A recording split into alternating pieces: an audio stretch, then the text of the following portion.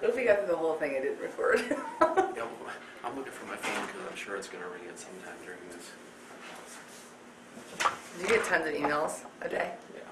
Oh my gosh, that'd be More awful. than I need. Well, Betsy, thanks for letting me observe your class, and thanks for your time in having this post-conference. Let's take a few minutes and just talk about the lesson. When we had our pre-conference, we talked about what your lesson was going to look like and what your plans were. Let's just talk about going into the lesson. What was your objective? What were you hoping to get done? That the students would comprehend their books they picked out individually. They are reading independently, and then for them to learn, examine, and work with new vocabulary words for the new story that we're going to be reading. Okay. And those vocabulary, the story you were going to read, you read as a class, but each individual has another book as well? Yes, the story we're going to read as a read aloud, I read to them out loud, so they can hear what a good reader sounds like with the different skills lessons that we've been learning. And then their individual book is the one that they pick out that they want to read on their own. Okay. So how many books would a student get through in a semester? In a 9 semester? weeks? Well, I have some kids that have gotten through like 20, and I'll have some kids that would just get through one. Depends on how big the book is and how difficult it is and what grade level they're reading at, because majority of them are not reading at grade level, so it depends on. And you pick the book, or they do? They pick the book. Yep. So is it just high interest, low level? Yep, there's some high interest, low level, there's some moderate, high interest, and there's also some kids that challenge themselves and read more difficult books, but usually it's high interest, usually middle challenge level. It has to be able to challenge them, so they do a 5-finger count when they first pick out a book to make sure the book is not too easy but not too hard, but just right for them. And if the book is just right for them, then that's the book they read, that they like. Good. And how do you pick the books that you read as a class? Those stories are ones that either as a program we have found that are at their grade level, or are ones that we got from a couple of our books that we have. Okay. But they're all grade level books though, or grade level stories. Today, as we go through our post-conference, during the pre-conference, we recognized a bunch of standards and criteria that we thought we were going to address during this conference, and after observing your lesson, I think I found most of those being addressed. And so I'll address a few of those strength areas, but then at the end we'll talk about a few areas that maybe we could focus on. Perfect. over the next year. So, Sweet. reflecting on the lesson, tell me what you think. I know what you hope to get accomplished. Tell me what you think was accomplished during that lesson. Their ability to identify the new vocabulary words and how to pronounce them, but they can still work with those. So probably the ability to identify the new vocabulary words, which will help them comprehend the read aloud story that I do, and for them to continue to comprehend their own independent reading books. So how often do you reference the book you're reading as a class? Is that every day, or is well, yeah, when we do vocab, it's every day, and then I read one story every 2 weeks. So we meet with them 5 times in 2 weeks. So every 2 weeks, I read the story out loud to them. So, but they're referencing it every time we do the vocab review every day. That is through the stories being referenced. Okay. How do you think the lesson went? It was good. I don't think some of them understood some of the words, or they still don't know how to pronounce some of the words, but it went good. I mean, they understand. It's always hard for them to grasp the definition of the word when they first learn it that first day. So that's why it's repetition every time they're in here. We go over it, but the first day for them being introduced to it, and it went all right. What didn't go as well as you told? Probably some of them grasping the comprehension of the vocabulary words, because some of them just didn't understand. Maybe I didn't use a definition or an example that they could relate to, or I didn't use a picture they could relate to, or they just didn't understand it. Okay. So if you were to reteach this lesson tomorrow, was there anything you would do differently? Yeah, because after I go through some of my classes, I seem to get better and I use better examples sometimes, or I use the same example, but sometimes a student will give me another example that will be a better example to use, or I will find a difference in them that maybe that they all chose on their own that I didn't have up there that really helped them understand the word. Are there things that you would continue to do? Yeah. Obviously the PowerPoint, because we have to do that, or we have to explain the words, but I like to use examples that they do, especially for movies, because a lot of them have seen current movies. And so I like to use examples from movies or TV shows or some sort of place where they will all be able to connect to it, because that's what helps them remember it. How do you formatively assess that vocabulary each time? Is it, I'm assuming you take some type of assessment at the end of, Mm-hmm. but that day, watching them as you introduce those vocabulary words, what told you they were getting it or not getting it? Because every time I introduce a new vocab word, because there's 7 total, so after I introduce a new one, then I go back and review the previous ones I just taught. So the first vocab I teach them, when we're on the second one, then I go back and review the first one, then we go to the third vocab word, then we go back and review the first and second one, so they're constantly getting repetitive for about 49 times about I'm going over those words, 7 times, 7 words. Okay. As we agreed to when we had the pre-conference, I was going to use the selective verbatim technique. I was going to track all the questions that you asked during the lesson, and you have those in front of you as well. I know you probably haven't had a chance to look at them. Let's just take a few minutes and look at the questions. And there were quite a few. I think there's 4 or 5 pages total.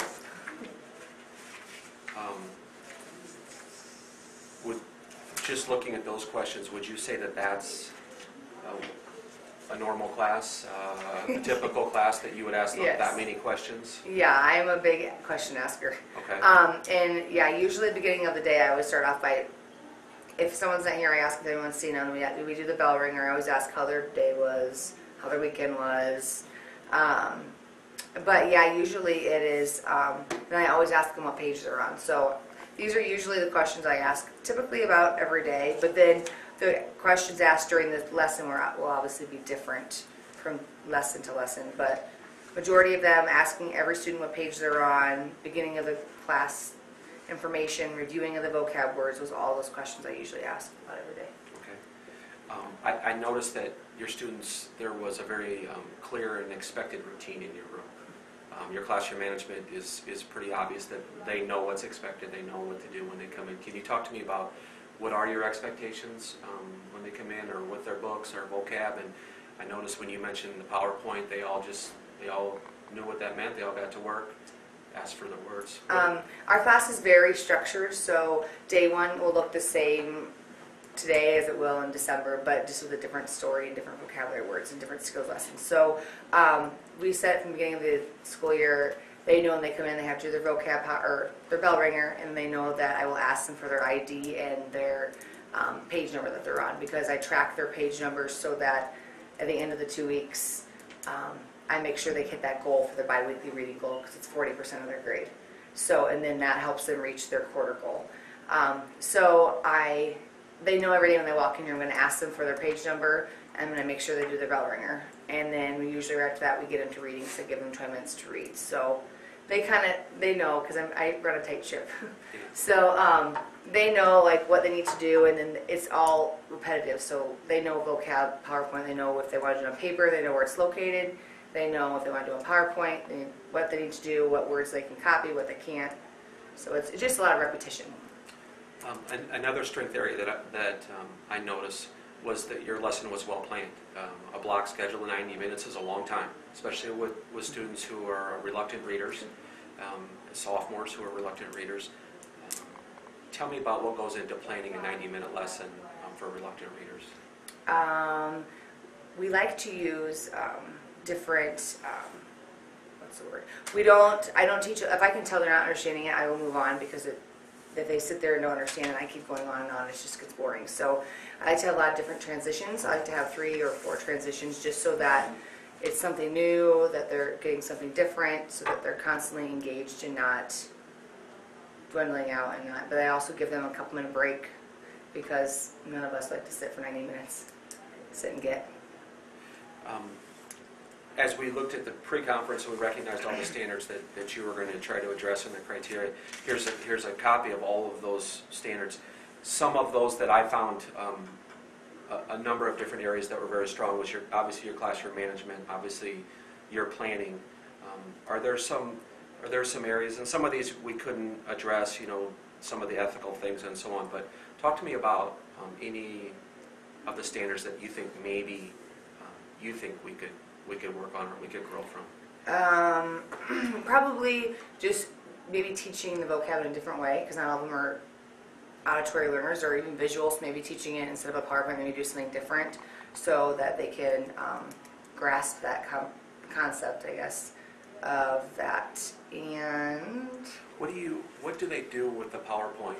Do they send it? I noticed that they had emailed it to you through Canvas, or so. Then what happens from there? Do they get to review that PowerPoint again and again? Yep. Usually every day we have a review, just so they're constantly hearing the words, because they see me every other day, so they're not really getting it every day. And then at the end of the 2-week period, we take a vocab test. So then they'll study with a partner, or we'll do some kind of study game before they take the test.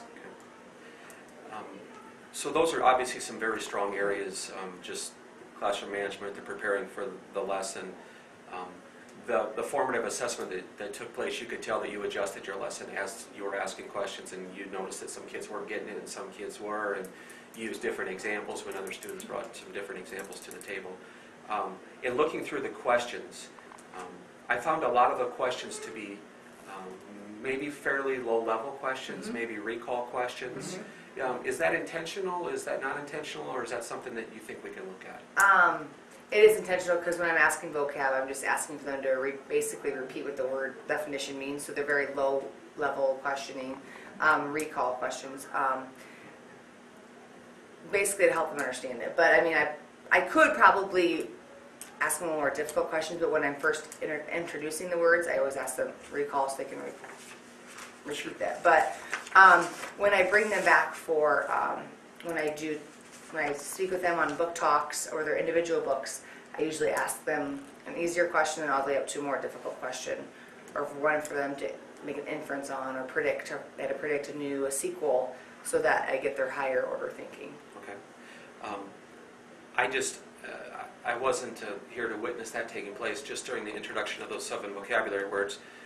And I thought some questioning techniques to help the student have a deeper understanding of the words could be important. And I know that the first time out, recall does make some sense, but as the 2 weeks go on, some deeper questioning. So I pulled these off, and I'm sure you've seen some of these, and I know they're very hard to pull in during a lesson, especially an introductory lesson, but as you go on, I did notice a couple of vocabulary words you were talking about, a crematorium, and a couple of the kids it just clicked with, because they could reference a movie that they had watched or an experience in their life, but some of the other kids in the class kind of had that look on their face, like, I'm not sure what this means. So I think we all witnessed any type of deeper understanding of the word, the student's more likely to.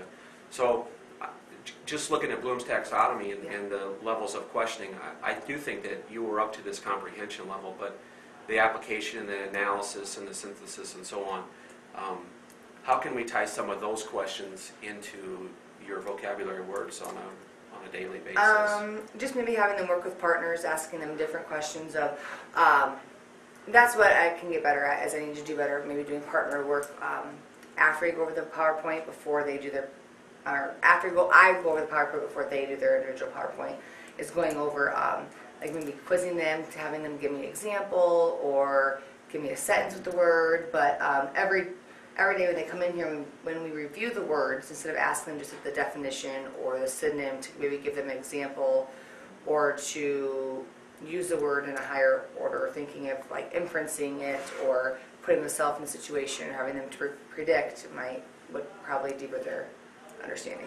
If you were to look at the Iowa assessment scores, would you say inferencing is a skill that most of your students struggle with? Yes, because a lot of them, they don't have the experience and they have no idea, they can't relate to it. And a lot of students these days don't have the experiences that we had when we were little, and they don't travel a lot. So unless we can give them, they can see it, and we give them those examples, it's hard for them to connect.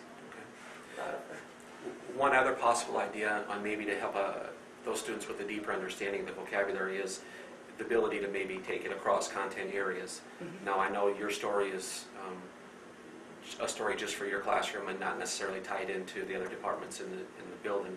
Is there any way that you could tie your story into social studies or language arts or math or anything like that? Yeah, well, it could be tied with history, and I could wait and try to time it more when they go over the Holocaust and World War II.